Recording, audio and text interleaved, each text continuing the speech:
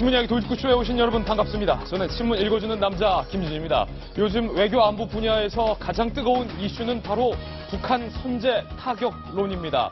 북한이 핵무기를 완성하기까지 북한을 제재하고 억지시킬 수 있는 기간은 이제 1년밖에 남지 않았다라는 것이 한미 양국의 공통된 의견입니다. 그러니까 1년 안에 북한을 실질적으로 먼저 타격을 하겠다, 공습을 하겠다, 이런 주장이 우리 정부 여권과 미국 주요 대선 주자에게 공통으로 나왔습니다. 잠시 후 다뤄보겠습니다. 오늘자 조간신문 어떤 뉴스 보도하고 있는지 지금부터 저와 함께 하시죠. 먼저 동아일보입니다. 북한을 먼저 타격하겠다, 구체적으로 공습하겠다, 이런 주장의 이면에는 오늘 동아일보 1면에 이 같은 단독 기사도 영향을 미치고 있습니다. 탈북한 주영 공사인 태영호 전 공사가 북한이 내년까지 6차 핵실험 플러스 7차 핵실험 계획을 세우고 있다, 우리 정보 당국자에게 털어놓은 것으로 확인이 됐습니다. 동아일보의 단독 보도입니다. 태 전 공사는 북한 당국이 대한민국의 내년 대선 전까지 6차, 7차 핵실험을 통해서 완벽하게 핵무기를 보유하겠다라는 계획을 세우고 있는 것 같습니다. 이 말을 뒤집어 보면 국제사회가 우리 정부가 북한의 핵무기를 저지할 수 있는 시간은 이제 1년밖에 남지 않았다는 의미로도 해석이 가능합니다. 다음 신문입니다. 이번엔 한국일보입니다. 북한과 관련해서 정치권의 뜨거운 뉴스는 이겁니다.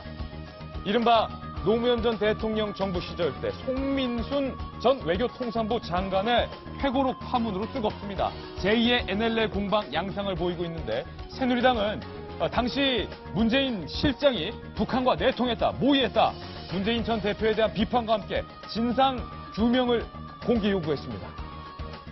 이에 대해서 문 전 대표 측은 그런 게 아니다, 송 전 장관의 회고록은 사실과 다르다, 이렇게 정면으로 반박하고 있는 모양새인데요. 문제는 이겁니다. 조선일보입니다.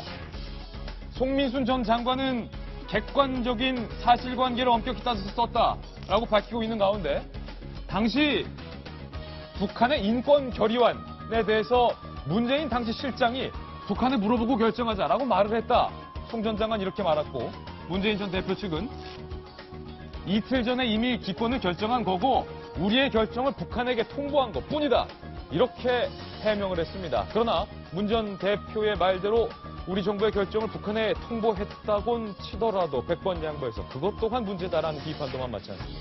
잠시 후 다뤄봅니다. 다음 신문입니다. 이번엔 경향신문입니다. 비선 의혹을 받고 있는 최순실 씨의 딸 특혜 의혹 때문에 이화여대의 교수님들까지 총장 물러나라, 해임 촉구에 나서기로 했습니다. 최순실 씨의 딸 정유라 씨를 입시 평가에서 각종 특혜를 제공했다, 이화여대 의혹이 한복판에 섰습니다. 총장 물러나라, 이제 교수들까지 목소리를 모으겠다는 겁니다. 도대체 어떤 일이 있었길래 잠시 후 다뤄봅니다. 다음 신문입니다. 이번에 한겨레 신문인데요. 돌리면 나옵니다. 이 가운데 북한은 말입니다. 무수단 미사일, 중거리 탄도미사일입니다. 무수단 미사일을 또 발사했습니다. 북한의 야욕 그칠 줄 모릅니다. 그런데 이번엔 지난번과 달리 실패했습니다. 그러나 북한은 여기서 그치지 않습니다. 추가 발사할 것을 내비쳤습니다. 중거리 탄도미사일, 무수단 미사일과 6차, 7차 핵실험까지 내년 안에 완수하려는 북한의 의도를 우리가 정확히 꿰뚫어야 합니다. 다음 신문입니다. 이번에 서울신문입니다. 울산 경부고속도로에서 발생했던 안타까운 대형 버스 전소 사건. 그런데 해당 버스의 운전기사가 무리한 끼어들기를 했다라고 인정을 했습니다. 당초 이 버스 기사는 앞 타이어가 펑크나서 사고가 났다라고 입장을 밝혔는데요. 이제 와서 입장을 바꾼 겁니다. 내가 무리한 끼어들기를 하려 했다. 유족들은 분개하고 있습니다. 잠시 후 다뤄봅니다. 다음 신문입니다. 이번엔 중앙일보인데요. 역시 돌리면 나옵니다. 중앙일보 1면에 보도되고 있는 단독 기사입니다. 누구를 교체하기로 가닥을 세웠답니다. 누구를 교체하기로 가닥을 세웠을까요? 청와대와 여권이 우병우 수석을 드디어라는 표현, 드디어 교체하기로 가닥을 잡았다. 최종 결정한 건 아니고 가닥만 잡았다는 겁니다. 과연 이 기사 사실일까요? 잠시 후 다뤄보겠습니다. 월요일 아침 여러 가지 뉴스의 홍수 속에서 저희 돌직구쇼는 시청자 여러분의 품격에 맞는 중요한 뉴스만 치열하게 골랐습니다. 여러분께서는 지금 고품격 뉴스 토크 신문 이야기 돌직구쇼를 시청하고 계십니다.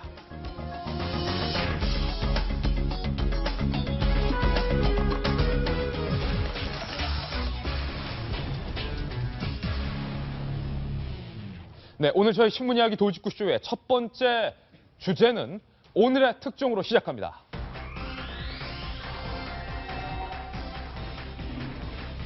네, 오늘의 특종 자막이 제 위쪽에서 계속 돌고 있습니다. 저희 동아일보가 일면에 단독 보도한 기사입니다. 저희 돌직구쇼는 지난 며칠 동안 북한의 균열 조짐에 대해서 그 징후를 심도 깊게 포착해서 보도해드렸습니다. 많은 시청자 여러분들의 관심을 보내주셨는데요. 오늘 월요일 아침 북한과 관련된 정말이지 중요하고 새로운 뉴스가 있습니다. 오늘의 특종 돌직구 신문을 통해서 만나보시죠.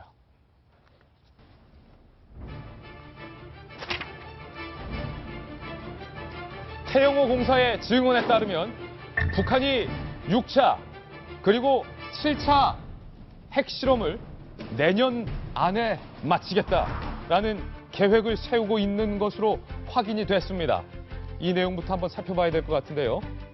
태영호 공사의 발언부터 저희가 정리를 해봤습니다. 태 공사의 말부터 한번 살펴보겠습니다.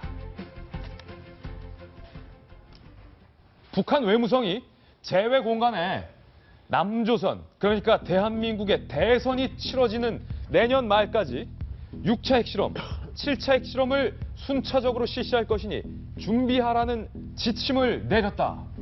우리 정보 당국에게 태공사가 털어놨다라는 북한의 내부 계획입니다. 북한의 균열 조짐, 오늘 저희 출력물로 정리해봤는데요. 세 가지 징후를 하나씩 살펴보시죠. 첫 번째입니다. 구분응선 넘은 북한의 핵개발, 한반도 북핵 위기 대응 전략은 첫 번째, 해전공사의 증언에 따르면 북한이 핵실험 시기를 우리 대한민국 대선과 연계해서 대한민국의 대선 전에 핵무기를 그 개발을 완료해서 무장하자라고 밝혔다는 겁니다. 정성희 위원님, 이 말을 뒤집어 보면 우리 대한민국과 국제사회가 북한의 핵무기를 저지할 수 있는 실질적인 시간은 이제 1년밖에 남지 않았다는 것 아닙니까? 그렇습니다. 지금까지 북한이 5차례에 걸쳐 핵실험을 했고 올해 2차례를 했죠. 5차례를 했는데 이제 계획에 따르면은 그 태영공사의 그 증언에 따르면은 내년에 6차, 7차 핵실험을 함으로써 2번의 핵실험을 해서 사실상 핵을 완성하고요. 또 핵실험 시기도 그동안에 알려지기로는 미국을 주로 의식한 거다, 겨냥한 거다. 이런 식으로 우리가 많이 알고 있었고 또 많은 사람이 이렇게 믿고 있는데 그것이 아니고 내년에 이제 2차례 하겠다는 것은 한국 대선에 영향을 줘서 사실상 국내 정치에 개입을 하겠다 하는 것이 새로 나온 얘기인데요. 남조선의 대선 전까지 6, 7차 핵실험을 진행하라. 그렇죠. 그것이 또 다른 증언으로도 확인이 되는 것이 이제 영국 신문의 보도인데요.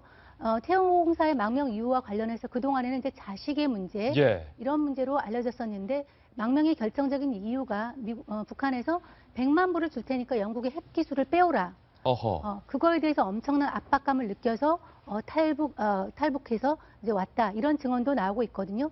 영국 신문 보도이고 우리나라 정보 당국은 아직 확인을 해주지는 않고 있는 상황이지만 그 정도로 북한이 핵 개발에 대해서 굉장히 아주 압박감을 갖고 아주 집요하게 달려들었다는 걸 보여주는 증거 같습니다. 오늘 동아일보가 일면에 특종 보도하고 있는 내용 저희 돌직구쇼에서 첫 번째 뉴스 주제로 삼았는데 북한 정치 전문가인 박산철 교수님, 6차 핵실험 그리고 7차 핵실험을 북한이 서둘러서 어찌 보면 무리해 가면서 내년 대한민국 대선 전에 완료하겠다라는 것은 북한 김정은의 어떤 계획입니까? 속내가 무엇입니까? 우리가 이제는 북한의 흐름을 다양하고 정말 전략적으로 많은 걸 좀 꿰뚫어 봐야 된다고 생각을 해요. 꿰뚫어 봐야 된다. 내년에 진짜 북한에서 뭔가 큰 변화는 있을 것이다. 올해 당장에 미국 대통령 선거가 있고 내년에 우리 대통령 선거가 있지 않습니까? 그런데 이제 북한 문제가 우리가 침착하게 풀어가면 답이 나올 수 있는데 이걸 정치적으로 풀면 결국에는 우리끼리 남남 갈등이 생겨버릴 수도 없고 그 과정에서 북한에서 얻는 것도 많을 수도 있죠. 그렇기 때문에 내년은 북한이 전략적으로 굉장히 좋은 시기로 삼을 거라는 건 분명하거든요. 우리 정치에 말 그대로 핵포탄급의 이슈를 털어뜨릴 것이다. 그런데 여기서 이제 중요할 것이 뭐냐면은 그래 핵실험을 할 것이다라는 태 영사의 말이 맞을 수도 있고 또 누군가 이야기하고 있지 않습니까? 엄청나게 탈북을 해가지고 자체 붕괴가 될 것이다. 아니다. 미국이 그냥 있지 않고 대화를 모색할 수도 있고 또 중국의 역할이 있을 수도 있을 것이다. 또 우리는 대한민국의 역할이 없으란 법도 없을 것이다. 여러 가지 가상할 수 있는 문제란 말이죠. 어느 하나에 따라서는 저는 굉장히 위험해질 수도 있다고 생각하고요. 저는 또 이런 생각을 합니다. 어쩌면 북한이 핵이란 무기에 집착하고 있는 것, 특히 중거리 탄도 미사일을 해서 미국 본토를 겨냥하고 있다는 것이 과연 대한민국과 북한을 위협한 것일까? 아니다. 어쩌면 중국한테 우리 미국한테 항시 아주 골치 아픈 존재가 될 테니까 중국 어떻게 생각하냐 하면 중국 입장에서는 북한의 그런 존재가요. 너무나도 괜찮은 존재거든요. 어쩌면 중국을 향한 러브 코리도가 있을 수도 있다. 여러 가지 생각할 수 있는 문제인데 이 문제가 우리가 좀 걱정이 되는 것이 내년에 본격화 될 것인데 내년에 하필 대선이란 말이죠. 하필 대선이라는 표현을 쓰셨어요. 그렇기 때문에 너무나 걱정이 되는 겁니다. 윤태곤 실장님, 지금까지 많은 전문가 중 일각은 북한의 핵미사일, 북한의 미사일은 같은 동포인 대한민국을 겨냥한 게 아니라 미국 보라고 한 거다. 그러니까 우리 걱정 안 해도 된다. 핵 개발도 미국과 대화하기 위한 것이다라고 했는데 태공사의 발언에 따르면 한국 대선을 목표로 핵실험을 진행하라. 미사일은 직접적으로 미국의 반응도가 큽니다. 이제 1,500km, 2,000km 이렇게 간 거. 아니 우리가 반응도가 상당히 약한 거는 우리는 어차피 장사정보가 서울에 미사일 없어도 다 오기 때문에 이제 이거나 이런 마음인데 이제 핵은 한국에 대한 반응도가 크죠.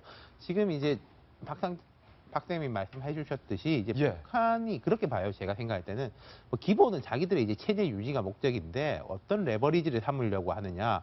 미국 대선, 그다음 한국 대선까지 해서 한국의 목표는 전반적인 국제 공조를 통해 가지고 중국도 여기 합류시켜 가지고 이제 북한을 압박하자는 거 아니겠습니까? 그런데 이제 북한의 목표는 이제 냉전 체제의 이제 재구축인 거죠. 이렇게 자꾸 시비를 걸어서 중국이 어쩔 수 없이 자기들 편에 서게 하는 거.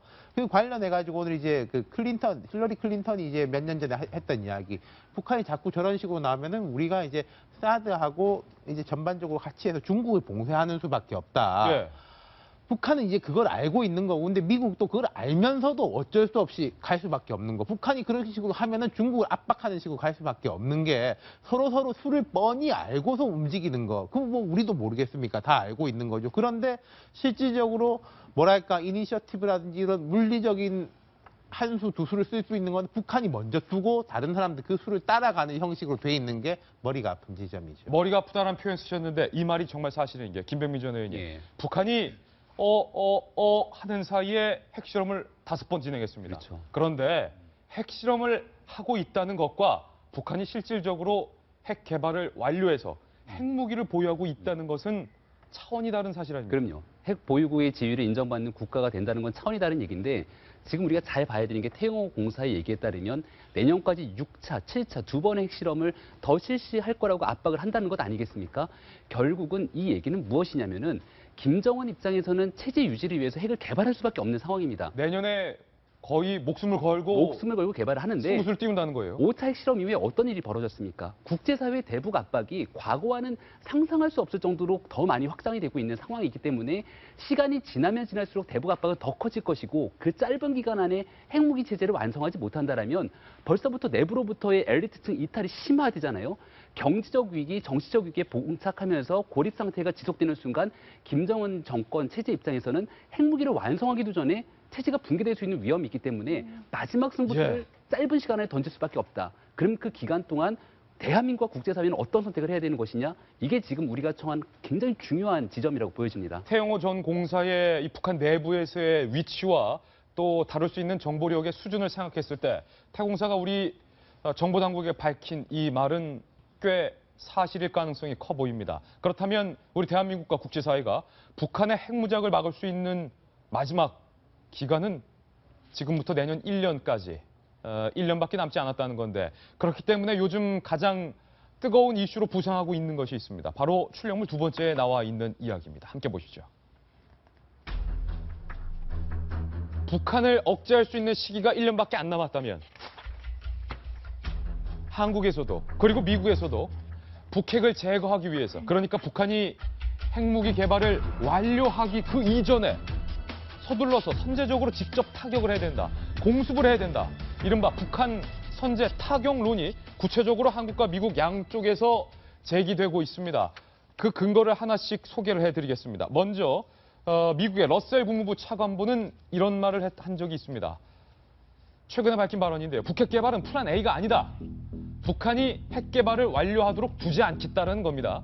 김정은이 핵 공격을 감행할 만큼 진전된 능력을 보유할 수도 있겠지만 그러면 곧바로 죽는다. 여기서의 그러면은 오늘 태전공사가 밝힌 것처럼 북한이 7차 핵실험을 강행하면 곧바로 죽는다. 미 국무부 차관보는 이렇게 말했고요. 그리고 클린턴의 참모 커트 캠벨 전 차관보는 이렇게 말했습니다. 대북 선제 타격론에 대한 힐러리 클린턴의 입장은 어떠냐? 클린턴과 클린턴 캠프는 북한은 미국이 영내 동맹국과 긴밀히 협력해서 시급히 다뤄야 할 문제라는 점을 분명히 해왔다. 그러니까 힐러리가 대통령이 되면 첫 번째 다룰 손봐줄 이슈는 북한이다. 그러면서 우리는 이 시점에서 어떠한 선택 가능성도 테이블에서 내려놓지 않을 것이다. 그러니까 대북 선제 타격론 why not? 왜 안 되겠는가?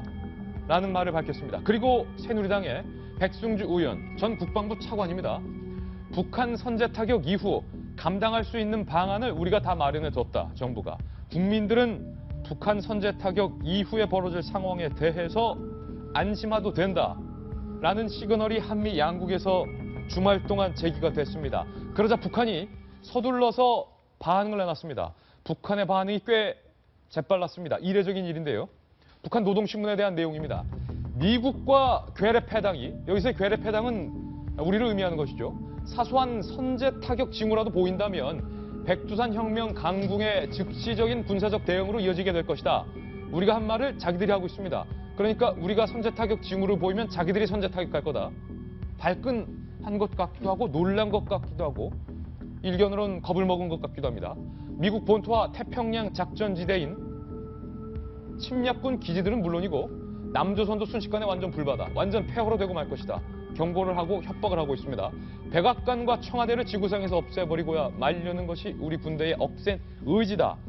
라는 것이 북한 노동신문의 반응이었지만 이 반응은 북한 당국이 선제 타격론에 화들짝 놀란 것이다. 라는 분석이 많습니다. 북한 선제 타격론, 찬성 반대 의견이 뜨겁습니다. 이 칼럼. 네. 다양하게 의견 오늘 도입구쇼에 들어볼 건데 선제 타격론의 시그널들, 징후들이 구체적으로 한국과 미국에서 제기되고 있는데 이 칼럼의 의견은 어떠세요? 기본적으로 저는 그 외교적인 발언에서 이 단어 하나하나를 잘 봐야 된다고 생각하는 게 이 미국 사람들 얘기할 적에 항상 전제가 있습니다. 아까 전 캠벨 그 차관보 같은 경우도 핵 공격의 능력을 갖고 있다면 죽게 될 것이다. 그건 당연하죠. 왜냐면은 핵 능력을 갖고 있고 그것을 미국에 발사한다라는 어떤 준비가 돼 있다면 당연히 그 미국으로서는 어떤 자위권 입장에서 북한을 공격하는 건 당연하지 않겠습니까? 그리고 예전에 그 부시 행정부의 뭐 네오콘들이 지배했다는 부시 행정부에서도 그랬었고 그 전에도 그랬었고 미국 백악관이나 국무부나 국방부에서 나오는 모든 발언들이 항상 전제가 있습니다. 군사적인 옵션을 포함해서 모든 옵션은 테이블 위에 항상 놓여져 있다. 군사적 옵션을 테이블 밑으로 내려놓은 적은 단 한 번도 없다. 그건 어떻게 보면 당연한 거죠. 외교라는 게 어쨌든 당근과 채찍으로 가는 것인데 채찍만 있어서도 안 되고 당근만 있어서도 안 되고 그렇기 때문에 항상 얘기를 할 적에 군사적 옵션을 항상 빼놓지 않고 이 사람들을 얘기합니다. 지금 나오는 워딩들도 보면 다 항상 그런 전제가 있고 만약에 그렇다면 이런 전제를 가지고 이제 북한도 선제 타격할 수 있다고 얘기를 하는데요. 저는 지금 최근에 이제 선제 타격론에 대해서 얘기가 많이 나오니까 최근에 기자들이 그 백악관 측에 물었습니다. 그런데 14일에 그 백악관의 NSC, 그러니까 국가안보회의 아시아 담당 선임 보좌관이 있는데요. 지난 14일 날 어떤 포럼 같은 게 있었는데 최근에 선제 타격론에 대해서 많은 발언들이 나오고 있고 한국 사람들은 불안해한다라고 얘기를 했더니 이 사람은 기본적으로 이런 얘기를 합니다. 물론 우리 스스로를 방어하기 위한 조치를 배제하는 것은 아니지만 우리는 여전히 평화적 해결에 충실하다는 점을 재확인한다라고 얘기를 했고요. 또 지금 힐러리 캠프, 만약 힐러리가 대통령이 됐을 때 여성 국방부 장관으로 거론되는 사람이 있어요. 그 신미국 안보센터 이사장을 맡고 있는 미셸이라는 분인데 그분도 역시 마찬가지라겠습니다.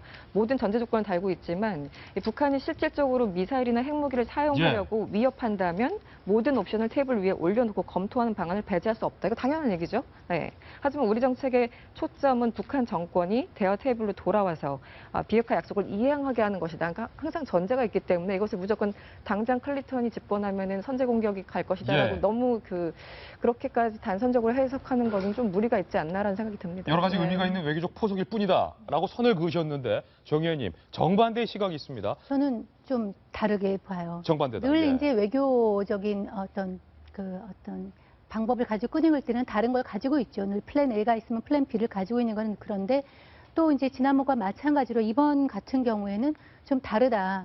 사실 워싱턴에서 선제 타격론이 나온 것을 보도된 거는 한두 달 전부터인데요. 우리 오늘 아침에 이재명 기자 칼럼에 따르면 사실 심지어 그 연초부터 미국에서는 우리 대통령한테 미국을 타격할 수 있다. 사흘 안에 타격할 수 있다. 북한을 타격할 수 있다. 미국이 라는 의견을 갖다 이미 전달했다는 얘기가 나오고 있는데 그동안에 대통령은 이제 아무 말 안 하고 있었던 것이거든요.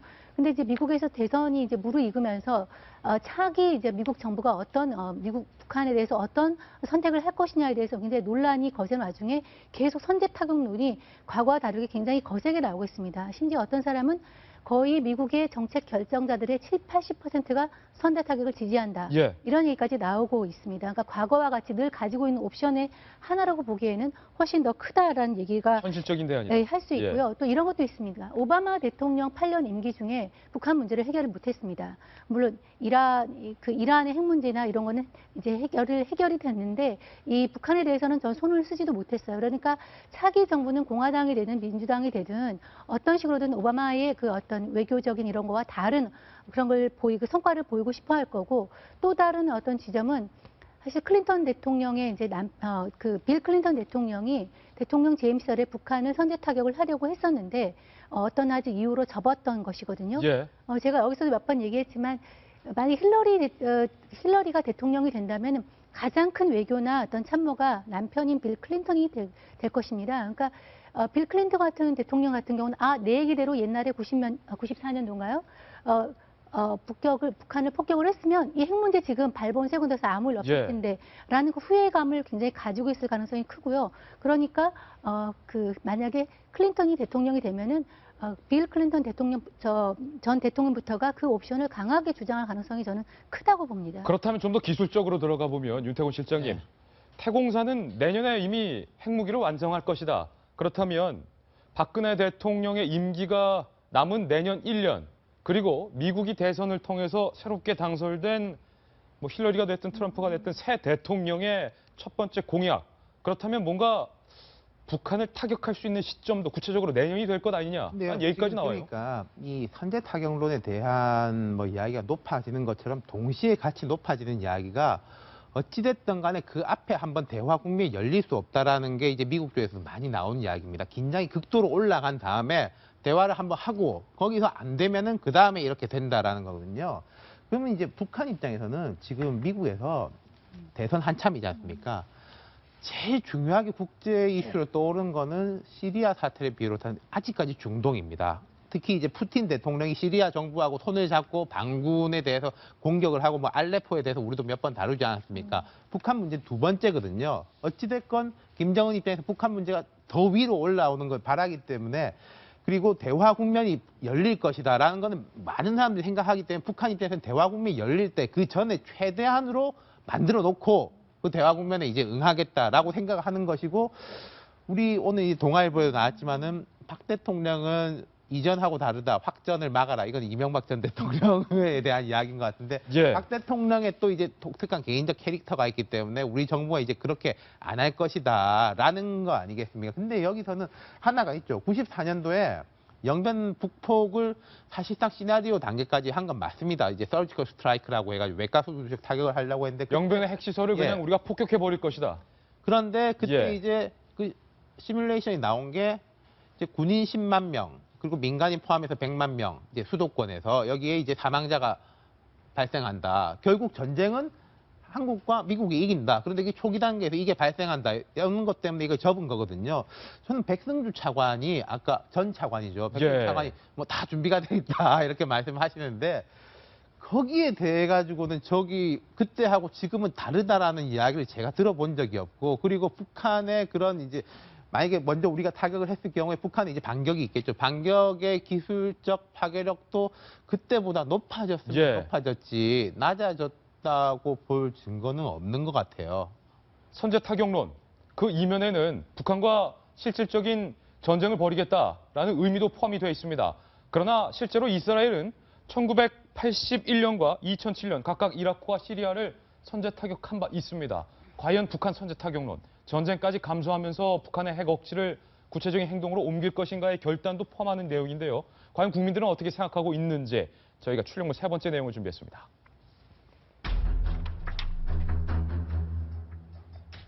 북핵 위협 인식조사 결과 공개하겠습니다. 북핵 해법은 선제 타격뿐일까요? 설문조사 결과를 하나씩 공개합니다. 직접 만나보시죠. 북한 핵 위협 대응에 대한 동아일보의 인식조사인데요. 북한 핵무기가 우리에게 정말로 위협이 되느냐, 완성됐다고 보시느냐 라는 질문에 대해서 58.4%가 거의 그렇다. 그리고 23%가 잘 모르겠다. 12.4%가 그렇다. 압도적으로 북한이 핵무기 개발을 거의 완성했다라고 보는 의견이 많습니다. 다음 질문입니다. 질문 내용이 조금 작은데요. 귀하께서는 지금과 같은 제재 압박으로 북한이 핵을 포기하게 만들 수 있다고 보십니까? 아니다. 대체로 아니다. 라는 의견이 45.5%, 32.2%로 많습니다. 그리고요. 귀하께서는 북한의 보복 공격 등 민간인 희생을 감수하고라도 미국이 북한 핵시설에 대한 예방 타격을, 선제 타격을 감행할 수 있다고 생각하십니까? 라는 질문에 대해서 대체로 그렇다가 24.1%, 보통이다가 29.2%, 반면에 아니다와 대체로 아니다가 12.9%, 27.6%, 그렇다 6.2%로 팽팽하게 맞서고 있는 양상입니다. 박 교수님, 지금 동아일보 설문조사에 따르면 지금 북한에 대한 제재로서는 북한이 핵 개발을 저지할 수 없다. 선제 타격이라도 해야 된다라는 의견이 꽤 많아요. 그렇죠. 이제 국민들의 생각은 상당히 이제 학문들이 이제 몰아가고 있는 거거든요. 근데 여기서 이제 우리가 중요한 부분이 있는데 그 전에 이제 우리 이게 좀 필요할 것 같습니다. 이제 북한에서 보면 용어를 갖다가 마구잡이 쓰고 있지 않습니까? 뭐 지구상에서 청와대하고 백악관을 없애버리겠다. 이걸 한국식으로 어떻게 알아들어야 되는가를 좀 정부에서 좀 정리를 해줬으면 좋겠어요. 예, 해석을 해야 된다. 괜히 예를 들어서 어린아이들은 너 죽여버려 그러면 진짜 죽이는 거 아니지 않습니까? 네. 북한 말을 우리가 무시하자는 건 아니지만 그 말에 너무나 국민들이 위협감을 갖지 않도록 뭔가 이게 좀 뭔가 순화를 시켜서 좀 들을 필요가 있던 거 하나가 있겠고요. 지금 아까 이제 백승주 이제 의원이 됐죠. 선제 타격론이 배구 의원만 한 이야기 아니고 좀 요즘 모든 사람들이 선제 타격을 쉽게 얘기하고 있는데 선제 타격은요, 이미 전쟁이 시작됐거나 전쟁이 징후가 있을 때 쓰는 전시 중의 용어입니다. 그래서 선제 타격을 가급적 빨리 하겠다라는 거단 말이죠. 그 용어를 가지고 국민들은 어떻게 생각하냐라고 묻는 것보다는 저는 다른 측면에서 어떤 생각을 좀 해볼 필요가 있는 게 하나는 선제 타격이라고 이야기하면 아마도 그걸 생각할 겁니다. 이제 아까 이스라엘 이야기가 나왔는데 소위 예방 타격이 있잖아요. 네.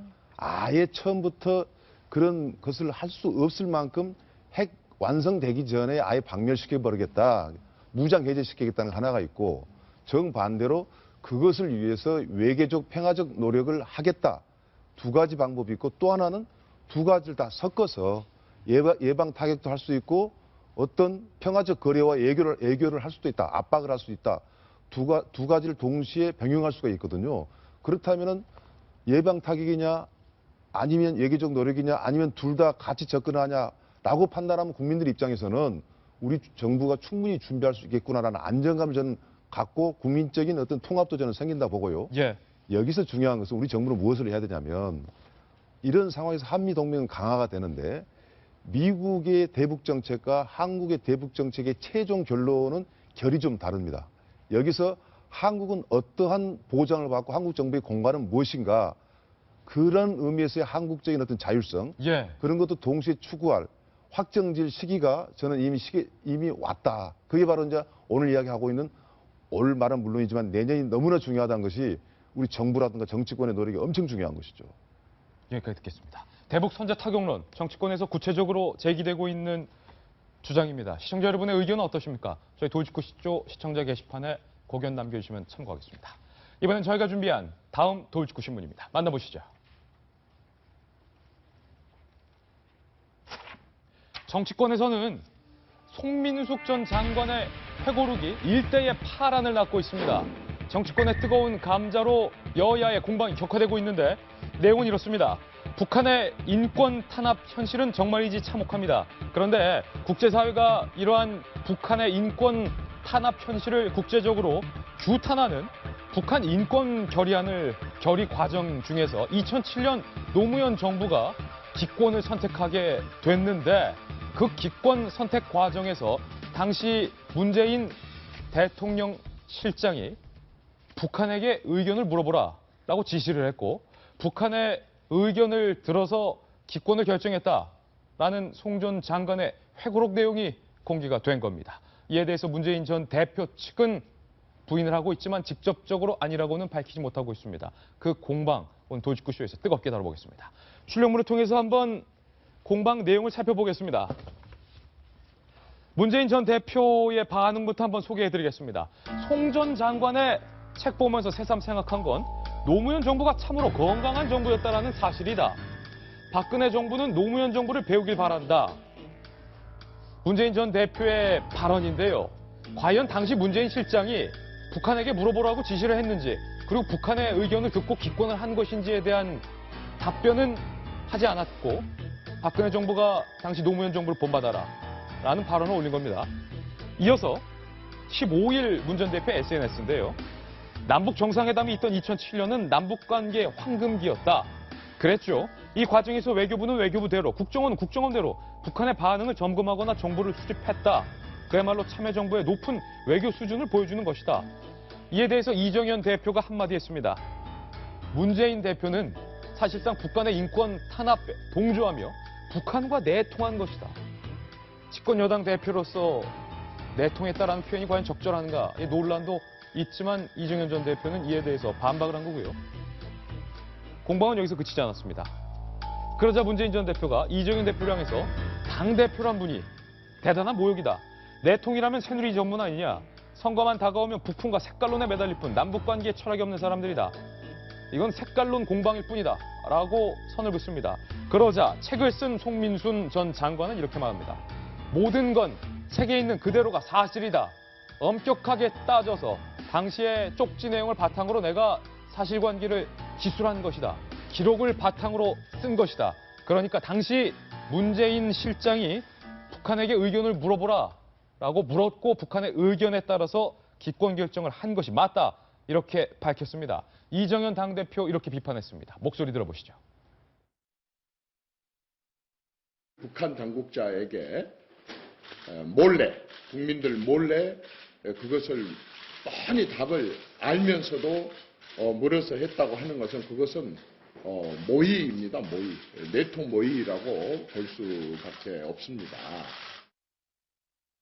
지금 이제 새누리당의 당 대표를 포함해서 사무총장 그리고 TF팀에 소속되어 있는 분들이 말씀이 좀 과하신 것 같습니다. 특히 무슨 종로로 됐다 뭐 이런 식 너무 심한 말씀. 그동안 계속 수세에 몰리다가 뭐 하나 잡았다 싶으신 것 같은데 그래서 말씀들을 너무 과하게 하시면 안 된다. 이런 점을 먼저 경고를 좀 드리고 싶고요. 자꾸 이제 이런 식으로 접근하면 우리는 박근혜 대통령의 김정일 면담 기록을 가지고 또 싸우게 돼 있습니다. 이게 바람직합니까? 이 의혹에 대해서 주요 정치인들의 반응부터 살펴보겠습니다. 김문수 전 지사의 반응 내놓았는데요. 직접 한번 보실까요? 많은 좌익사범들을 알고 감옥에서 같이 생활해봤지만 당시 노무현 전 대통령, 문재인, 김만복 당시 국정원장보다 더 많은 종북 이적 행위를 한 반역자를 보지 못했다. 강경하게 비판을 했습니다. 그리고 유승민 의원도 한마디 거들었습니다. 문 전 대표가 만약에 지금 대통령이라면 똑같은 상황에서 어떤 결정을 내릴 것이냐? 지금도 또 북한 정권에게 물어보고 결정할 것이냐? 지금도 북한의 인권 탄압 현실에 대해서 침묵할 것이냐? 비겁하게 도망가는 궤변이 아니라 솔직하고 분명한 대답을 기다린다. 유승민 의원 문재인 전 대표에게 날카로운 지적했습니다. 박지원 국민의당 비대위원장도 밝혔습니다. 북한과의 외교적 협의는 가능하지만 박지원 원내대표 누굽니까? 북한 통이죠. 만약 의혹대로 북한으로부터 지시를 받은 것이 사실이라면 그것은 주권 국가로서 적절치 못하다. 그러면서 새누리당에게도 비판을 했습니다. 집권 여당도 색깔론 구태를 제한하지 말라.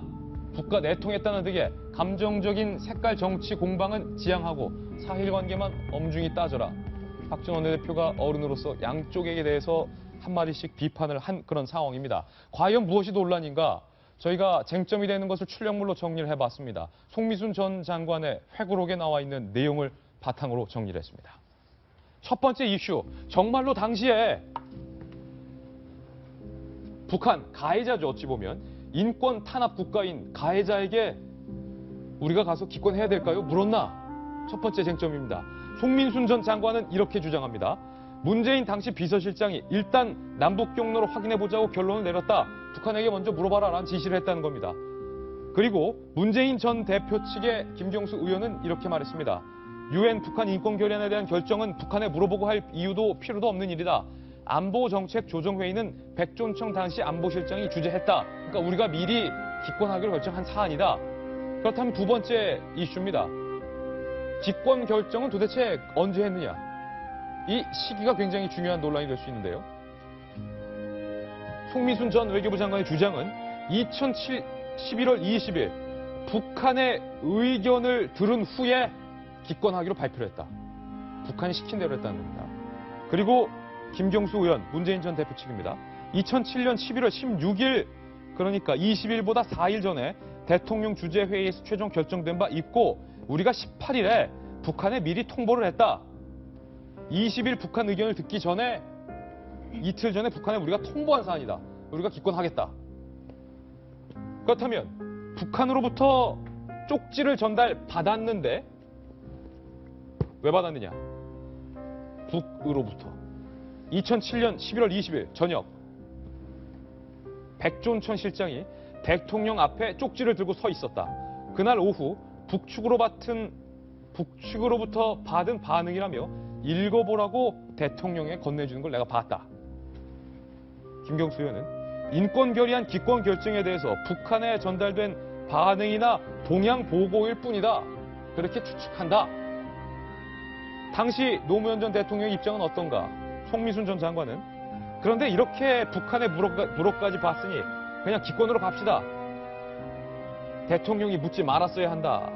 송 전 장관은 강하게 비판했습니다. 그러자 문 전 대표 측은 송 전 장관의 체면을 구기지 않기 위한 그건 배려였다. 노 전 대통령의 스타일이 아닌가 싶다. 하고 팽팽하게 의견이 대립하고 있습니다. 이것 또한 진영에 따라서 이념에 따라서 입장이 상이한데 최대한 저희 돌직구쇼에서는 차분하게 이성적으로 진실만, 팩트만을 한번 놓고 토론해 보겠습니다. 이 칼럼의 의견 어때요? 어려운 건 무조건 이 칼럼. 네, 저는 일단 이 과거에 정부에서 일어났던 일을 이제 보면은 저만 그런가요? 저는 사실 지난주에 누구 만나서 무슨 얘기한 것도 사실 기억이 안 날 때가 굉장히 많습니다. 근데 이거 벌써 10년 전 일이잖아요. 그래서 일단 지금 등장인물들이 굉장히 많은데 송민순 전 장관부터 이재정 당시 통일부 장관, 김만복 당시 국정원장 등등 서로 진술이 조금 엇갈리는 게 굉장히 많습니다. 그래서 그 10년 전, 정확히는 9년 전인가요? 그 기록이기 때문에 조금 더 그 당시에 현장에 있었던 사람들이 조금 더 당시에 좀 기억을 되살려서 좀 정보 전달을 해줬으면 좋겠다는 입장이 이제 생각이 듭니다. 왜냐하면 지금 진술이 엇갈리니까 판단하기가 너무 어렵다는 생각이 드는 거예요. 물론 송민순 전 장관 같은 경우는 책을 위해서 그 다른 사람보다 훨씬 더 많은 그 기록을 받기 때문에 조금 더 그 진실에 가까울 수 있겠지만 왜 자기 어떤 의견이나 주장 때문에 기억 자체가 편집되는 경우도 상당히 많기 때문에 일단 좀 사실 팩트 확인이 중요한 것 같고요. 저는 여러 가지 김경수 전 의원이나 이렇게 얘기를 딱 들어보면은 그런 것 같아요. 당시 10월 2일부터 4일 사이에 그 남북 정상회담이 있었잖아요. 그리고 이제 15, 16, 17, 18 굉장히 민감한 시기였고 당시는 남북 당국 간 회담이 아주 치열하게 열릴 때였습니다. 총리 간 회담 등등. 그래서 분명히 얘기가 많이 남북 간에 오고 가는 시기였고 민감한 시기였기도 했죠. 그래서 아마 저 내부에서 저런 논란이 있었던 건 어떻게 보면 당연합니다. 그리고 늘 외교부와 통일부는 의견이 달랐어요. 외교부는 늘 어떻게 보면 이제 미국 쪽의 의견을 좀 같이 하는 그런 입장이었고 통일부는 그래도 북한 쪽에 좀 입장을 동조하는 그런 입장이었고 왜냐면 또 부처마다 성격이 좀 달라요. 달라야지 판단하는데도 도움이 된다고 저는 생각을 하고 그것 자체가 건강하다고 봅니다. 그래서 내부에 격렬한 토론이 있었다는 것도 굉장히 좋은 현상 같고 그래서 어쨌든 저건 다수결로 결정될 문제는 아니냐 이건 또 토론의 여지가 있겠지만 어쨌든 결정을 했습니다. 그러니까 그동안 나온 워딩을 보면 결국은 논란이 있었고 외교부 측은 이제 소수 의견을 제시한 거죠. 인권 결의안 찬성해야 된다 이렇게 된 거고 결국 이제 그 상황을 보니까 노무현 대통령 스타일상 그렇다면 이제 다수 의견이 기권이라고 하니까 그렇게 합시다 해놓고 그런데 우리끼리 남북 간의 대화가 이어지고 있는 상황에서 일방적으로 그냥 우리끼리 결정할 수 있지만 통보 정도는 저는 할 수 있는 거라고 봅니다. 왜냐하면 어쨌든 북한이 반발을 할 테고 미리 그 반응을 한번 떠보는 것도 정부 입장에서는 필요한 정보였을 테니까요. 예. 저는 그것을 물어봤다라는 거는 조금 제 상식적으로 이해가 안 가고 물어봤다면 정말 문제가 있는 거고요. 전 결정한 다음에 통보 정도는 했을 거라고 생각하고 그 자체는 특별한 문제가 없다고 저는 생각을 합니다. 이 칼럼의 의견은 그러니까 물어봤다면 북한의 얘기대로 했다면 그건 심각한 문제지만 네. 그러진 않았을 것이다. 통보한 것이고 자연스러운 토론이다라는 입장인데 정반대의 김병윤 박사는 어떻게 그렇기 때문에 문재인 전 대표가 명확하게 본인 입으로 해명할 필요가 있다는 거죠. 김경수 의원이 노무현 정부 시절에 마지막까지 이제 대통령 곁을 지켰던 사람이고 측근 중에 측근이고 또 문재인 전 대표 입장에서는 지금 거의 대통령 후보의 대변인격으로 활동을 하고 있기 때문에 그의 입을 통한 발언이 아니라 문재인 전 대표 입장이 듣고 싶은 겁니다. 국민들은. 왜냐하면 정말로 북한한테 의견 물었고 결정한 것 맞냐? 왜 이 얘기가 이제 논란이 되냐면요. 송민순 전 장관이 굉장히 방대한 양의 회고록을 썼습니다. 이제 기억의 문제를 말씀하셨는데 전직 외교관들의 특성을 들어보게 된다라면은 그 당시에 있었던 내용들을 가지고 대화를 하고 난 뒤에 꼼꼼하게 메모하는 기록들을 갖고 있다라는 얘기를 하고 있죠. 그렇기 때문에 이런 메모들을 수백 개의 메모를 바탕으로 기록했기 때문에 사실관계는 틀림이 없을 거다라고 얘기를 하고 있고 송민순 장관 전 장관조차도 이러한 논쟁을 위해서 책을 쓴 게 아니다라고 얘기를 하고 있거든요. 그럼에도 불구하고 우리가 왜 이런 논쟁을 하고 있는가 하면 2007년에 있었던 일이 10년 뒤 바로 지금 내년도 17년 대통령 선거에서 그 당시는 대통령 실장에 불과했을지 모르겠지만 이제는 대한민국의 대통령으로서 대한민국의 군 통수권자가 될지도 모르는 사람이기 때문에 이 심각한 앞서 얘기한 대북관계 속에서 그 사람이 갖고 있는 생각과 역할이 너무 중요하기 때문에 따져보지 않을 수 없다는 겁니다. 이 당시 얘기를 잠깐만 다시 좀 드리면요. 당시 이제 논쟁이 분분했다는 것 아니겠습니까? 그 여러 사람들 중에 오로지 외교부 장관이었던 송민순 전 장관만이 대통령님, 이거는 지금 북한의 그 전 세계가 하고 있는 인권 결의안에 대해서 우리 찬성해야 됩니다라고 얘기를 했고 북한이 가해자다. 북한이 가해자이기 때문에 국제사회에서 대한민국이 우선꼴이 됩니다라고 얘기를 했지만 당시 대통령 비서실장을 비롯한 여러 사람들이 반대 의견을 표명했다는 것 아니겠습니까? 그 당시 문재인 비서실장의 얘기가 뭐라고 회고록에 나오냐면은 대통령께 부담을 주지 말자. 왜 대통령의 선택지를 줘서 부담을 주느냐? 우리가 기권 의견을 합쳐서 올리자라고 했는데 송민순 전 장관의 얘기는 그렇게 하지 마시고요. 반대 의견 있으면 반대 의견, 난 찬성 의견이니까 찬성 의견이어서 올린 다음 대통령이 결정할 수 있게 합시다라고 했는데 그 의견이 받아들여지지 않으니까 송민순 전 장관이 손으로 편지를 써갖고 대통령께 과거 조선시대 때 상소를 올리는 마음으로 올렸다는 거예요. 그러니까 대통령이 그걸 받아보고 이미 결정이 나름대로 난 상황이지만 다시 한번 논의를 보십시오라고 비서실장이었던 문재인 비서실장한테 얘기를 한 것 아니겠습니까? 그러니까 비서실장 주재로 다시 모여서 회의를 하는 과정에서 나왔던 얘기인데 그 과정에서 과연 문재인 전 비서실장의 의견은 어땠으며 진짜로 그걸 가지고 북한에 물어봤는지 여기에 대해서 명명백백하게 한번 말을 할 필요가 있고요. 문 전 대표가 직접 나서서 내가 물어봤으면 물어봤다, 안 물어봤으면 안 물어봤다. 그러니까 1은 과거에 대한 팩트 체크를 할 필요가 있다. 2는 지금의 상황에서 똑같은 상황이 벌어지고 있는데 지금은 그때 인권 문제랑은 더 결이 다르게 북한의 핵실험에 관해서 전 세계가 대북 제재를 압박하고 있는 상황 아니겠습니까? 이런 상황이었으면 북과의 대화를 계속해서 강조하고 계신데 마지막 상황이라도 대화를 하자는 것 아니겠습니까? 이러한 대북 제재 상황에서도 북과 대화하면서 결정을 할 건지에 대해서 국민들이 궁금하다. 여기 두 가지를 해명하시면 저는 될 거라고 봅니다. 예. 저도 마찬가지고 오늘 동아일보 사설도 비슷한 요지를 쓰고 있는데요. 2007년도에 시대정신이 뭐겠습니까? 우리 북한 인권은 분명히 중요한 문제고 우리 한국이 그거에 대해서 빠진다는 것도 국제적인 망신인데 시대정신이 북한과의 화해 아니었습니까? 그러니까 북한과의 화해와 북한과의 인권 문제, 보편적 가치인 그 인권 문제를 두 가지를 놓고서 이제 우리 정부가 남북 간의 화해를 선택한 거죠. 북한을 희생하고. 그런 와중에서 이제 이 논란이 나온 것인데 제가 아쉬운 건 이제 그렇습니다. 지금 얘기한 대로 문재인 그때 비서실장이었죠. 비서실장이 남북 간의 그때 화해 무드 속에서 인권의 가치를 갖다가 본인을 생략하면서 이거는 우리가 지금 북한이랑 이렇게 분위기가 좋은데 여기 와가지고 이렇게 잡음을 이렇게 낼 필요가 없다라고 스스로 판단을 했을 수도 있다고 생각해요. 예.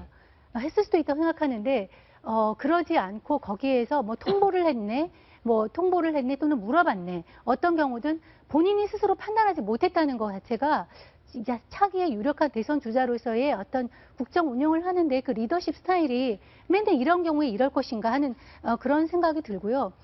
또 한 가지 또 보면은 노무현 대통령 결과적으로 북한에 묻지 말고 찬성으로 갔어야 된다 하면서 이 결정에 대해서 굉장히 후회했다고 해요. 노무현 전 대통령이 예. 후회를 했다. 그리고 또 다른 증거가 나오는 거는 우상호 원내대표는 문 대표는 처음에 찬성했다 나중에 다시 기권으로 돌아갔다. 그러면 문 대표는 생각이 뭔지 예. 사실 그 머릿속이 되게 궁금해요. 무슨 생각을 가지고 이런 상황에 대해서 대통령을 보좌를 한 건지. 북한에 대한 문재인의 생각이 궁금하다. 그렇죠. 그러니까 처음부터 찬성했으면 그대로 가던가 아니면은 정말 지금은 북한 남북 간의 화해가 인권 가치보다 중요하다고 판단을 했으면 그대로 가야 되는데 그걸 또 물어본다든가 이런 것이 참 리더십의 본인 스타일이 참 믿음을 주지 못한다는 생각이 들고 예. 마지막으로 아까 얘기했지만 문재인 전 대표는 페이스북을 통해서 엉뚱한 얘기를 했죠. 논점을 얘기를 했죠. 이 상황에 대해서 지금 망자는 이제 우리 노무현 대통령은 이제 말이 없기 때문에 다른 사람들이 가장 측근에 있는 사람들이 말을 쏟아내고 있는데 그 당사자인 사람이 건강하다, 본받으라 전혀 엉뚱한 얘기를 하면서 논점을 흐리고 있는데 박근혜 정부가 본받아라. 예, 이거에 대해서는 책임 있는 그때 의사결정자로서 전후가 어떻게 됐고 맥락은 이랬고 본인이 그렇게 옳은 결정을 했다면 국민들한테 설득하는 것이 좋지 이렇게 논점을 흐리면서 뒤에 숨는 것은 당당하지 못하다는 생각이 듭니다. 윤태곤 실장님, 그 당시에 청와대 출입했던 기자였는데 박지원 원내대표의 반응 한번 다시 볼까요?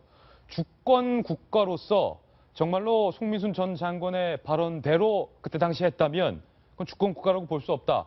사실 박지원 의원이 누구냐면 DJ 정부 때 북한과의 관계에 있어서 사실은 뭐 문재인 전 비서실장 못지않게 북한과의 대화를 중시하는 분이었는데 주권국가로서 적절치 못하다. 제가 그 당시에 청와대에 있었죠. 예. 남북 정상회담도 갔다 오고 이 책도 좀 읽어봤어요. 정독은 못했는데 그래서 저도 막 제 과거에 이걸 다 끄집어내고 생각을 해보고 여러 사람들이 이제 말을 보면서 이제 첫 번째 든 생각은 이제 라쇼몬 같다 영화. 이제 같은 장면을 봐도 각자의 이제 기억들이 다르지 않습니까? 그런데 이걸 봐도 겹쳐지는 지점들이 분명히 보여요. 예. 송 장관의 이야기를 이렇게 보더라도 사실상 자기의 반대에도 불구하고 기권으로 가닥이 잡힌 상태였다라는 거는 이제 책에 충실히 기술이 돼 있어요. 그리고 이제 요 반대쪽에 이제 뭐 이재정 이런 분들이 이야기하는 다 기권으로 정해져 있기 때문에 이건 그 뒤에 논쟁의 여지가 아니었다. 여기에서는 일치하는 지점이에요. 그리고 이제 북한에 대해 가지고 어떻게 했느냐인데 그럼 이제 송 장관의 입장에서는 이게 내가 계속 반대하니까 그럼 이제 북한 의견도 한번 들어보자라고 예. 누가 하더라도 기가 찬 일이었다라고 되는 거고 이쪽 사람들 입장에서는 아니 이분이 워낙에 버틴기니까 우린 다 정해진 건데 이거에 대해서 통보하는 식으로 정해졌다라고 하는 거기 때문에 저는 이제 어떤 부분 진실은 다르지 않을 수 있다. 각자 보는 진실들은 다르겠지만 그때 이제 그 평가는 다를 수 있겠죠. 그때 이제 기권을 하는 게 적절했냐 적절하지 않았냐는 각자의 평가가 있을 수 있습니다만 그때 이제 기권으로 가닥이 잡힌 거는 뭐 공통된 이제 집안이었다. 예. 하나 남은 거 미리 가서 물어보고 한 거냐 통보한 거냐 이건 제가 생각할 때는요 진실이 밝혀지지 않을 가능성이 매우 높고 이거에 대해 가지고 각자의 해석들이 난무할 것이다. 분명히 다를 겁니다. 예. 이거에 대해 가지고 정확하게 북한에 대해서 뭐라고 했는지 딱딱딱 이 문구가 나오지 않느니라. 그리고 여기서 보면은 또 하나 재밌는 게 문재인 전 대표 측은 그 통보한 거에 대해서 이야기를 하지 않습니까? 우리가 이게 열심히 토론을 해가지고 북측에 이제 통보를 하고 한 게 무슨 문제냐. 이게 그때 외교로서 되게 잘한 거다라고 하는데 통보를 했으면 아마 국정원 라인을 통해서 이제 됐겠죠. 그때 김만복 전 원장이 특히 북한하고 많이 하셨던 분인데 예. 근데 김만복 전 원장은 통보가 뭐고 아무것도 없다. 나는 아무것도 안 했다라고 또 이분은 이렇게 이야기하고 있거든요. 김만보 원장의 발언은 사실이 아닐 가능성이 크겠군요. 그 뭐 자기가 안 했을 수도 있겠지만은 이게 말하자면 각자의 이게 어떤 부분에서는 1대3, 어떤 부분에서는 3대1 이런 식인데 이 김만복 원장 부분에 대해서는 3대1로 이게 또 엇갈린다라는 거고 그리고 좀 크게 보는 건 제일 약간 안타까운 게 좁게 하자면은 지금 이제 진보 언론들의 오늘 보도를 보면 이런 게 있어요. 보수 언론들은 되게 비판적인 편인데 진보 언론은 정치면하고 이제 외교 안보면이 조금 다릅니다. 결이 다르다. 정치면에 대해서는 이 새누리당이 이게 또 덮어씌운다 이런 예. 비판이 강한데 외교 안보면에서는 송민순이 원래 말하려고 했던 걸 보자. 이 책이 막 그렇게 뭐 사실은 야당의 결에 가깝다라는 거거든요. 제가 본 느낌도 사실 그거였어요. 송 장관이 이야기한 거는 참여정부의 이제 빛나는 두 개의 장면, 9.19 이제 육자회담 합의를 이끌어내는 그 9.19 합의와 14 중에서 송민순 장관은 좀 9.19 쪽에 방점을 찍는 분이고, 여기에 다른 주인공으로 나서는 사람들은 14에 조금 방점을 찍는 분이거든요. 송 장관이 이야기하는 것은 앞으로 우리가 문제를 해결하려면 9.19 예. 쪽으로 돌아가야 된다는 거. 그러니까 저는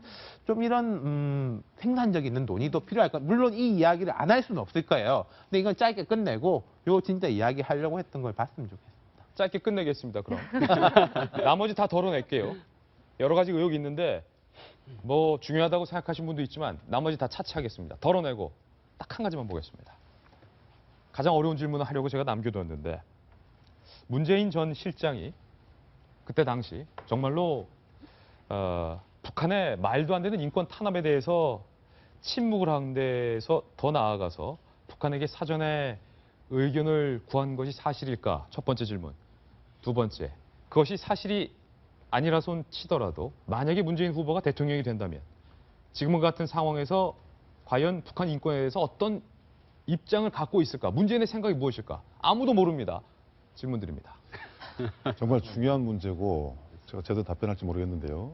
근데 북한 인권 문제는요, 지금은 여야가 생각이 좀 비슷해졌습니다. 저 당시 문재인 지금 전 대표의 인권 문제는요, 말한 대로 맞습니다.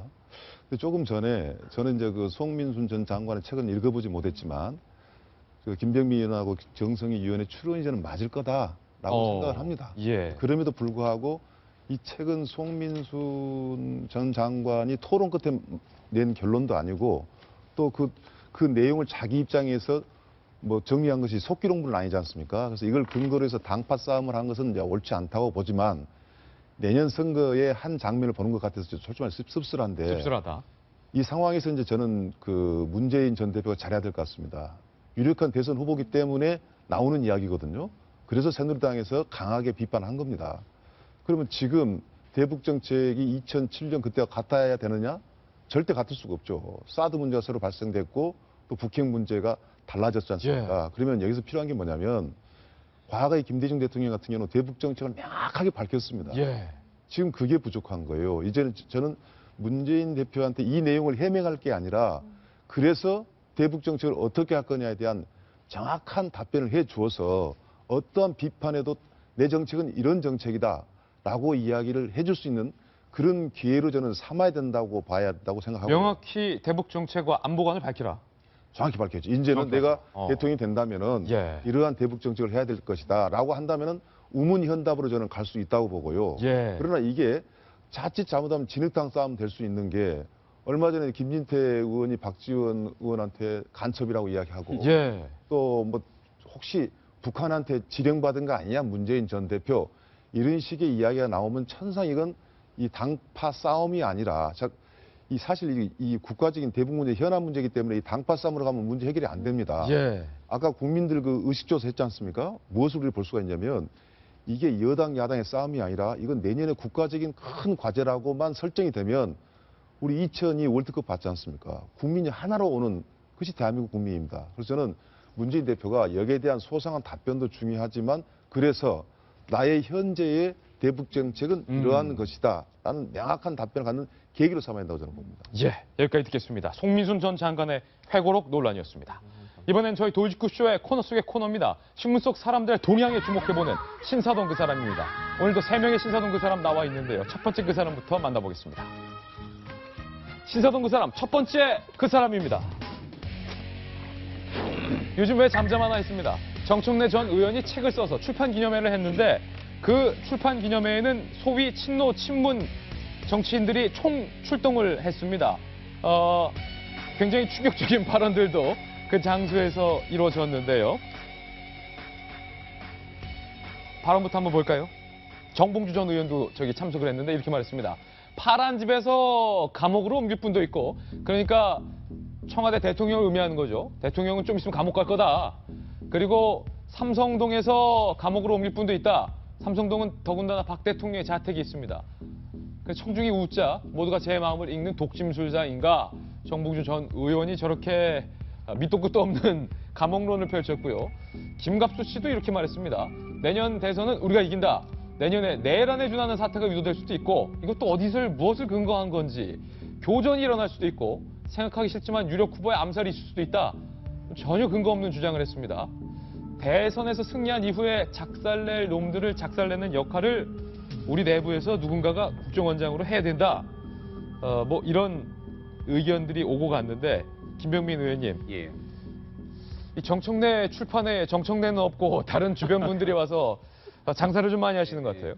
그 총선에서 일단 공천을 받지 못하셨지 않습니까? 그리고 나서 남은 기간 동안에 책을 쓰신 것 같아요. 예. 국회의원 사용법인가요? 이런 책을 쓰셔갖고 거기에 대한 출판 기념회를 온 건데 보통 남의 잔치집에 가면은 그 사람 잔치집의 분위기에 맞춰서 축사라고 행동하기 마련이기 때문에 거침없는 행동과 발언을 보여줬던 정청래 출판 기념회답다라는 얘기를 할 수도 있을 것 같고 네. 또 반면에 여기 모이신 분들이 대다수가 과거 친노의 핵심이었고 또 내년도 대통령 선거를 앞두고 있는 친문의 핵심인 분들이 모이셔서 국민들 보기에 정말 낯뜨거운 발언들을 쏟아낸다라면 이게 과연 집권에 어느 도움이 될 것인가라는 얘기를 할 수밖에 없는데요.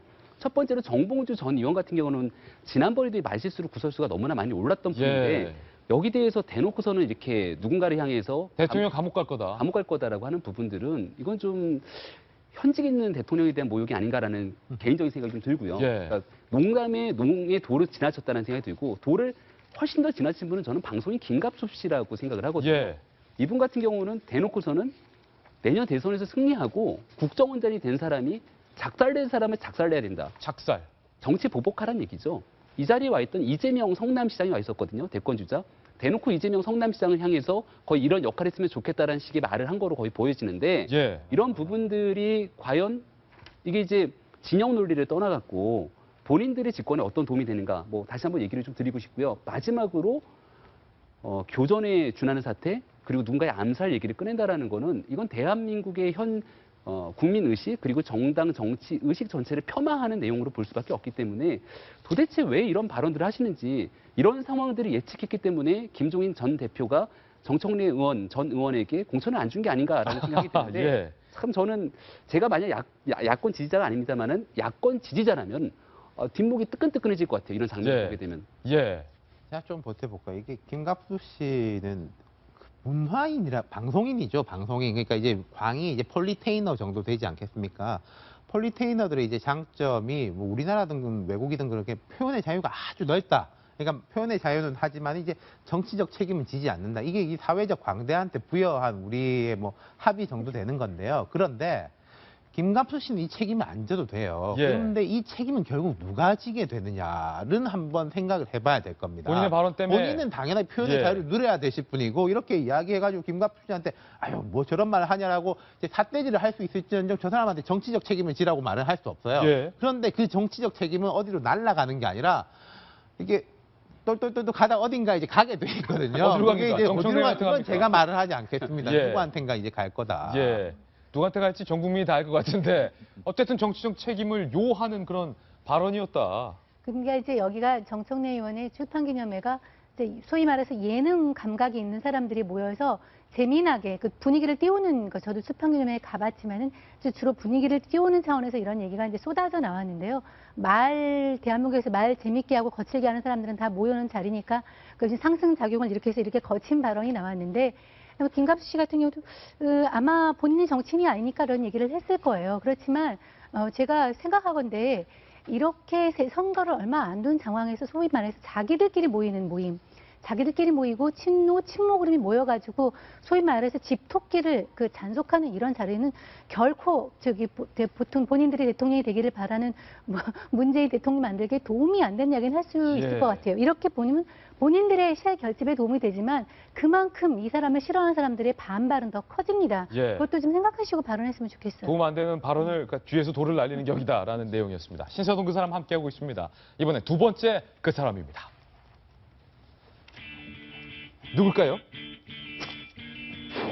우병우 민정수석에 대해서 오늘 중앙일보 1면에 단독 보도하고 있는 내용인데요. 우병우 수석 교체로 가다. 이게 기사 내용의 기사 제목의 전부입니다. 청와대가 드디어 우병우 민정수석을 교체할 것을 검토하고 있다. 그러니까 최고 통치권자가 대통령이 우수석에 대한 교체로 결정을 내렸다라는 중앙일보 단독 기사를 오늘 보도하고 있는데 그 기사에 나오는 내용에 따르면 여권 관계자가 우수석 교체에 대해서 이렇게 말을 했답니다. 박 대통령은 우수석 관련 여러 의혹이 사실 무근이거나 정치 공세에 가까운 측면이 크다고 여전히 생각하지만 북핵 사태를 맞아 국론을 결집하기 위해서 그리고 여야 관계의 복원을 위해서 큰 그림을 그린다는 거죠. 우수석 사퇴 쪽으로 대통령이 가닥을 잡았다. 이렇게 밝혔는데요. 정진석 집권 여당의 원내대표도 이렇게 말했습니다. 아직 준비가 안 됐군요. 정진석 원내대표도 얼마 전까지만 해도 우수석이 국감 증인으로 출석해서는 안 된다라는 입장이었는데 다시 바꿨어요. 나왔군요. 우수석 나오는 게 원칙이고 증언을 해주는 게 맞다. 뭔가 청와대에서 뭔가 교감이 있지 않았냐 또. 우수석 교체하는 것 아니냐. 그래서 이 기사를 읽은 모든 사람들이 청와대가 우수석을 교체하는구나 라고 생각을 했는데 돌직구쇼 생방송 직전 청와대로부터 뉴스 속보가 날라왔습니다. 우병우 교체 보도 전혀 사실이 아니다. 그 다음 우병우 교체 보도 느닷없는 기사. 그 다음 우 교체 부인에도 보도했다. 매우 유감이다. 느닷없는 기사의 유감이다라는 청와대 공식 부인이 나왔습니다. 이 칼럼, 이 기사와 청와대의 조금 전 반응 뉴스 속보 보시니 어떻습니까? 지금 뭐 일부 언론에서 보도하고 청와대가 부인하는 패턴이야 뭐 사실 늘상 있었던 거라서 사실 놀랍지는 않고요. 오히려 청와대 반응이 더 느닷없다. 그렇기도 하고 지금 이 중앙일보 단독 보도잖아요. 그래서 봤더니 이제 이거는 저는 청와대 관계자가 밝힌 내용인가 봤더니 그냥 여권 관계자가 밝혔다고 하죠. 그래서 이제 보통 이런 거 얘기할 적에 뭐 청와대 것도 청와대 고위 관계자, 뭐 핵심 관계자 이런 식으로 인용을 많이 하는데 여권 관계자로 해서 일단 소위 말하는 취재원의 어떤 그게 좀 낮다. 격이 좀 낮다. 취재원의 격이 낮다. 그래서 약간 일단 의심을 하긴 했는데 그래도 네. 일면 탑으로 썼기 때문에 그래도 어느 정도 뭐 중앙일보에서 단서 없이 근거 없이 썼겠냐 뭐 여러 가지 이제 생각이 교차하는데요. 일단 뭐 부인을 했네요. 부인을 하고 저는 참 재밌는 게 오히려 정진석 원내대표 발언이에요. 예.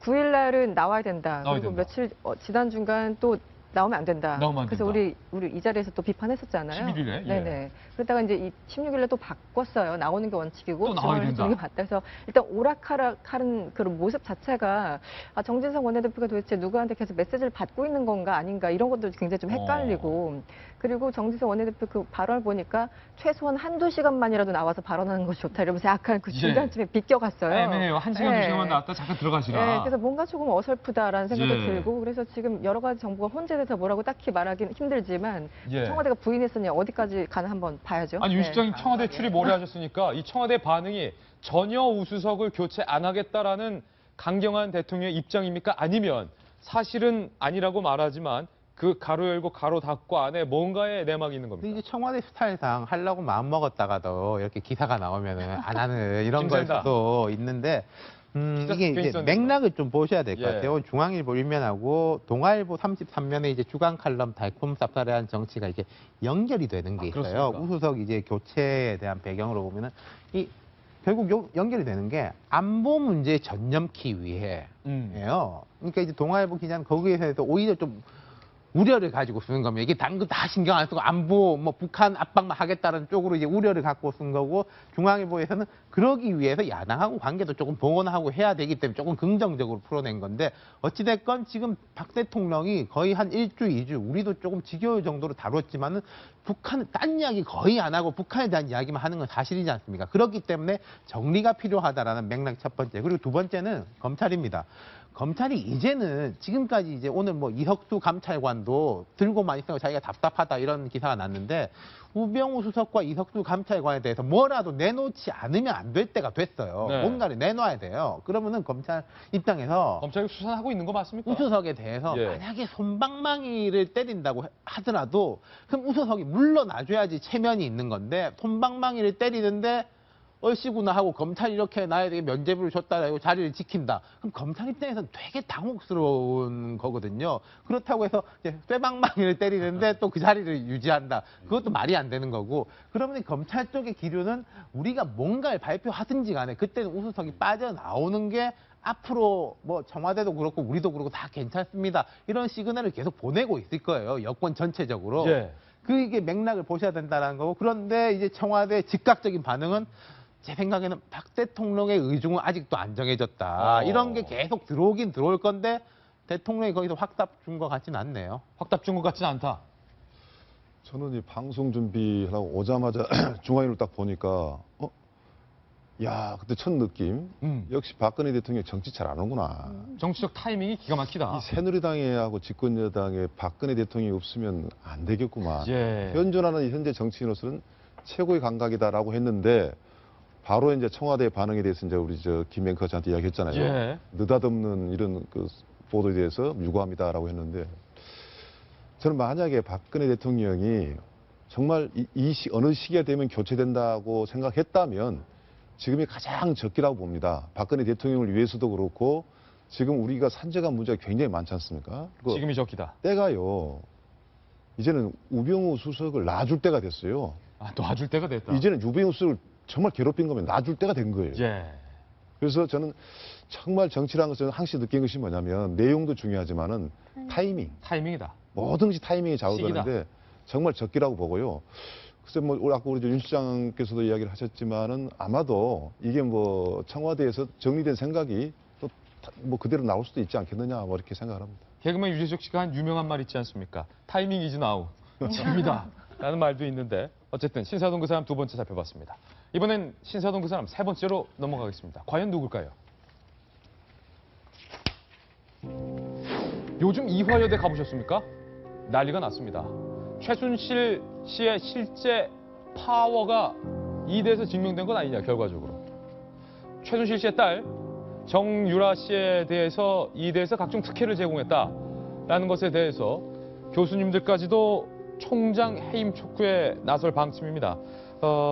이 칼럼 그간 무슨 일이 있었는지부터 좀 설명해 주시죠.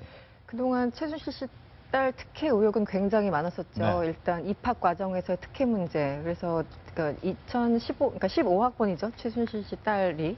그래서 입학할 때 입학 원서에 특정 날짜 안에 금메달을 받은 뭐 이런 기록이 있다면 이것을 이제 기재해라라고 했는데 최순실 씨 딸이 받은 그 금메달을 받은 시기는 그 시기를 넘어서서 받았기 예. 때문에 소위 말하는 소급 적용을 했다. 그래서 이제 결과적으로 특혜를 줬다. 이런 의혹이 하나 있는 거고요. 입학도 특혜. 입학도 특혜. 그리고 이제 수업에 안 나오면은 학생이 일단 수업엔 들어가야 되잖아요. 예. 수업에 안 나오면은 당연히 이제 F학점 처리하거나 뭐 스스로 이제 휴학을 하거나 해야 되는데 나오지 않았음에도 불구하고 전혀 문제가 없었다는 거예요.